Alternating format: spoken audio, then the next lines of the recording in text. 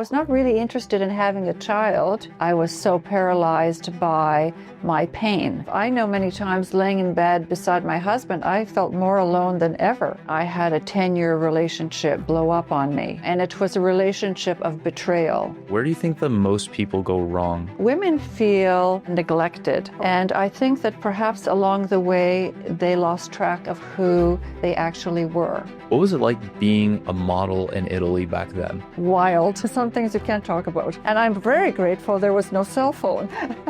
These are things that are out of reach, unattainable, and it's all fake. Of course, I had that dream, that fantasy. But the truth is that... In this video, I'll be talking to a 68-year-old model, Hanya Kizemchuk, a woman who left her home in her 20s to follow her dream. A woman who never wanted children, but had her first and only at 38 years old, and a woman that continues to defy aging standards. I'm going to be asking her about her biggest mistakes, her greatest life lessons, and her advice for someone of your age. And I highly recommend you listen very carefully for this one. How old are you?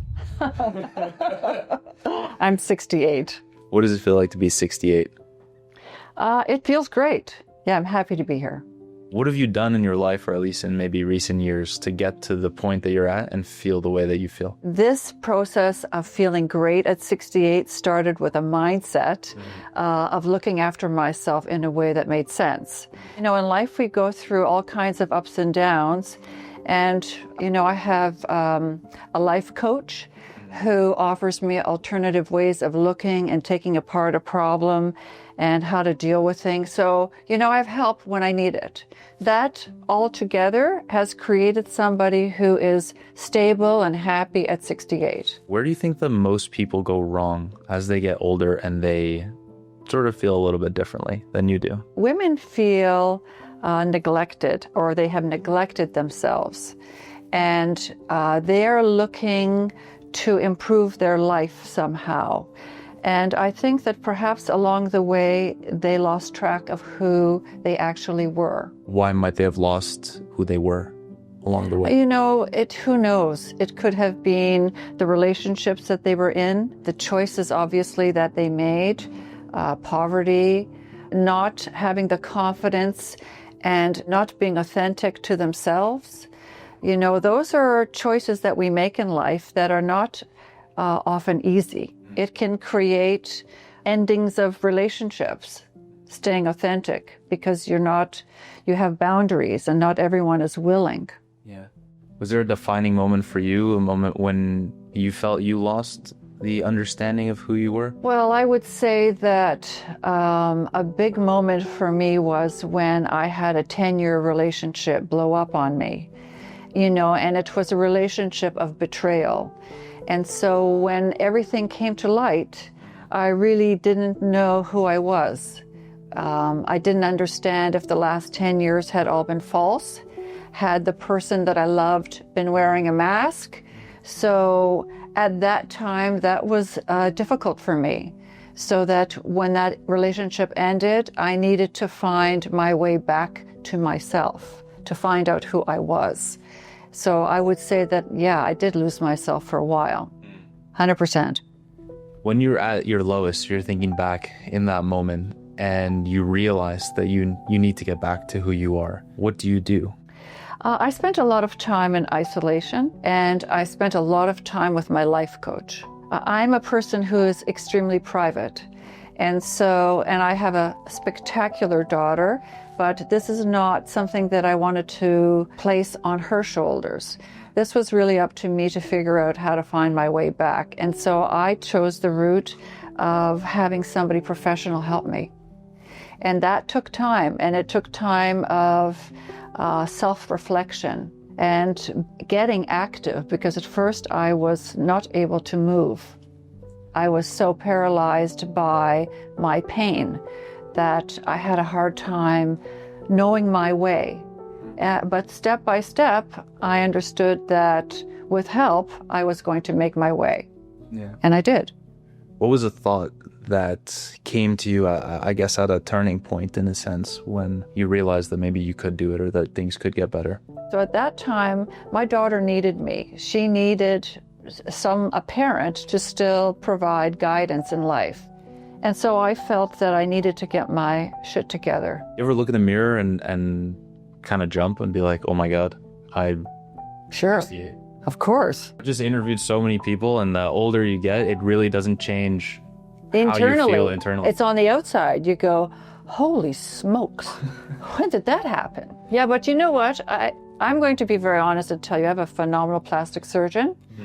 And I believe in looking good, making me feeling better about myself. If I look good, I feel better is what I'm trying to say. And I believe in that. I believe in facelifts. I believe in all of it. If that's what you want to do and you are healthy to do it and you have the budget to do it, I'm there. What do we need to know about who you were in your childhood and how you grew up in order to understand who you are today? I grew up in a family, my parents were immigrants. They came to Canada after World War II. They had to work really hard in order to put a roof over our heads. And so what I learned from as a young child was working hard, really hard, made you progress in life. And I think that they really taught us about honor and respect, loyalty to one another. So those were sort of my pillars that I took with me through my life and still are, of course, even more so in my life today. And through life, of course, you have those times where life kicks your feet from under you and you learn that you're going to make it. And today at 68, I'm not afraid. Right? Because that's what happens. People are afraid. Fear is something that challenges us, but I have understood, just like everybody else, those sleepless nights, oh my God, how am I going to get out of this? Those nights taught me that I am going to get out of that. And over time, I understand that there's nothing that's going to be thrown at me that I can't get out of or find success or find a better way. It's a teaching. You know, at 21, I decided to get a one-way ticket to Milan. And we're talking over 40 years ago, so there was no internet. I clipped out a little address from a magazine, a fashion magazine of a top modeling agency in Milan. I clipped that out. I bought a one-way ticket and I went to Milan and went straight from the airport to the agency and said, "Hi, I'm Hanya, I'm here to model." and they're looking at me, what? So fear was not something that was natural for me. So you find a lot of the confidence that you have had, I guess, throughout your life, you think that stems from how your parents raised you? 100%. Yeah. Without a doubt. And you were very close with them, I assume? I was very, very close to my parents, through thick and thin. Is there a big lesson or piece of advice that they constantly gave you growing up that has stuck with you to this day? When my parents would battle sometimes, and there were some issues in the household that created some tough moments. And I said, how do you stay so optimistic all the time? And she turned to me and she said, you know, Hanya, today might not be so great, but tomorrow's going to be better. Believe me. That has carried me through some very difficult moments. When you're up to here in maybe debt or you're having whatever issues, and I, in the back of my mind, remember what my mother said, and in that moment of panic, perhaps, I go, tomorrow's going to be a better day. Simple. Has it been true? 100%. So people sweat the small stuff way too much. Yes. If you're looking to start your own online business, check out Printify, the sponsor of today's video. Printify is an on-demand store that helps you launch and grow a business through e-commerce platforms like Shopify, Etsy, and TikTok Shop, and sell t-shirts, mugs, tote bags, and a lot of other products without having to deal with the inventory. So how it works is you build the product and Printify takes care of the shipping and the printing for you. I've used them a lot in the past to make t-shirts that we film in, make t-shirts for our in-person events, and as you saw in last week's video, our very first piece of art. Either way, if you're looking for a low-cost way to build your brand on Shopify, Etsy, or TikTok Shop, highly recommend using Printify. You can use the link in the description to sign up for it, and you can use the coupon code SPROUT to get a free 30-day Printify premium subscription. Now, only the first 1,000 people who click the link in the description will get this opportunity, so act fast. All right, back to the video. What was it like being a model in Italy back then? Wild. I can't imagine. I've never met anyone who's been a model in Italy. So It was wild, and it was a lot of fun. Some things you can't talk about. yeah. Some things are better left unsaid, and I'm very grateful there was no cell phone. Yeah, there's no proof. There's no proof. We were allowed to be ourselves, right? Yeah. I'm glad of that. Do you think life was better back then, like being a 21-year-old and having the no phones, the no social media, just being kind of able to be whoever you want to be versus today? The problem that we have today is that social media, which is extremely false, sets up our young generation for unrealistic expectations. And I think that there's a lot of depression amongst young people today because of that. Things that people are showing themselves as living a certain way, these are things that are out of reach, unattainable, and it's all fake. So I think it's difficult for young people today. It's living at a speed that doesn't give you as a person the time to really grow and find who you really are. And maybe that's why people are fearful in your generation. Maybe, I don't know that. What does beauty look like for you, if you had to define that? Beauty is something that is natural. It's a soul. It's a person. It's who they are, and it's an action.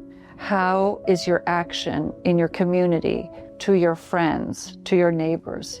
That's beauty to me. Authentic beauty is usually not the one that you see perfection, completely digitized. No, beauty is really something more, something coming out of that person. How could somebody be or practice being more beautiful? Yeah, stay authentic to who you are. Know who you are. Make the time to understand who you are. You know, that takes time. It took me a lifetime. What do you think you've sacrificed in essence? Like choosing not to go down the traditional path comes with sacrifices. I know you're talking about it right now. You're super happy. Life is fabulous. But I'm sure along the way, there must have been things that you've had to deal with. It's interesting, this question, because at 68, I'm single. I have many girlfriends who are married for many years. And I say to myself, as I lay there in bed alone, I say, was this the path that you saw yourself on when you started out as a young person? Because when I first started and got married, I thought it was forever. Of course, I had that dream, that fantasy.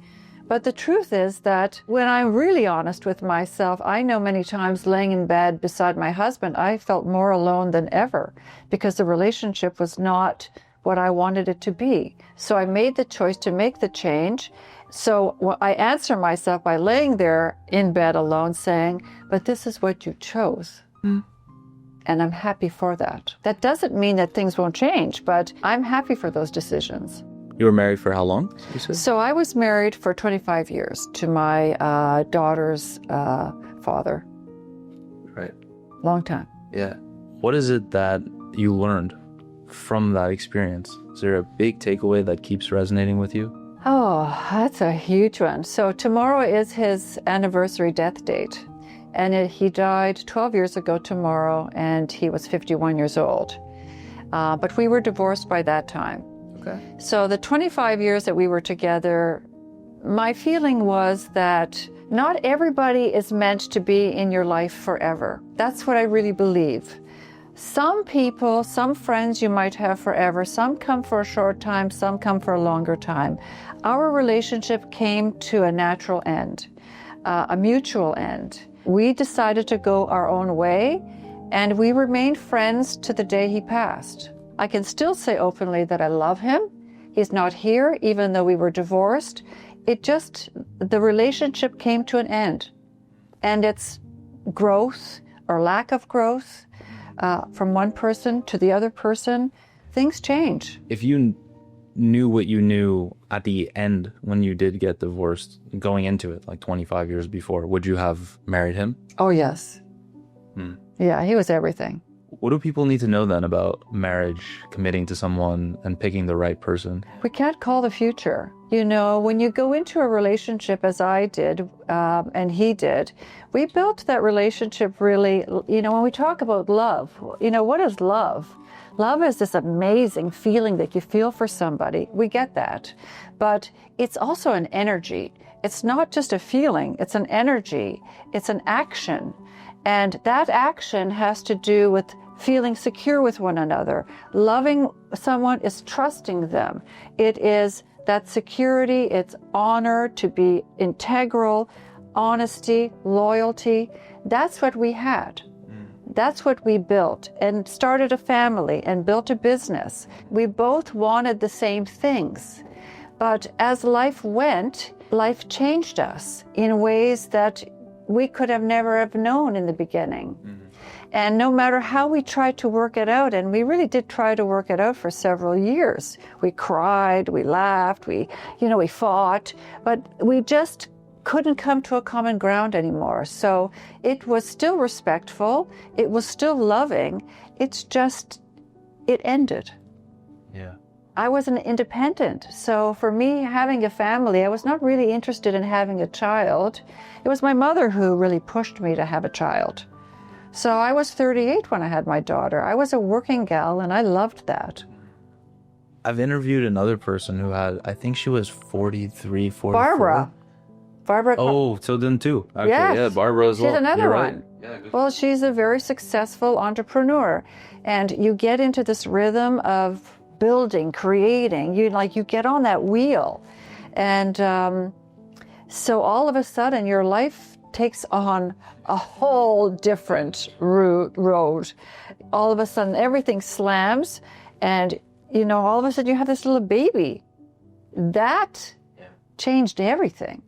Did that change the trajectory of your career, or were you not Yes, modeling it at did. that time? No, I was already into construction and development and building, and I was in real estate. I stopped modeling at 28. So I had my daughter at 38. So there was 10 years of being in business. At one point, I lost everything in my 30s. I'd made several million. I lost it all.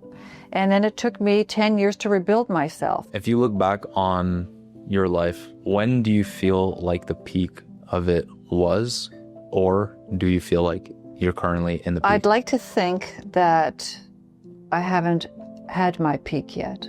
I'd like to think that the peak is my future. That everything that has happened up until now will bring me to something even more spectacular. That's how I feel. I want to ask you about this entry that you put in this journal that we gave you. One of the things is one piece of life advice that you gave yourself for today. Do you mind reading that and then elaborating? Life is for the living. Don't take advantage of your time and your life on this world. That's all you've got. We come into this world with nothing. We leave with nothing. You better make sure that your life counts today for something that you want it to count for. That's key. Thank you so much. Such a pleasure. That was awesome. Thank you, very Will. much.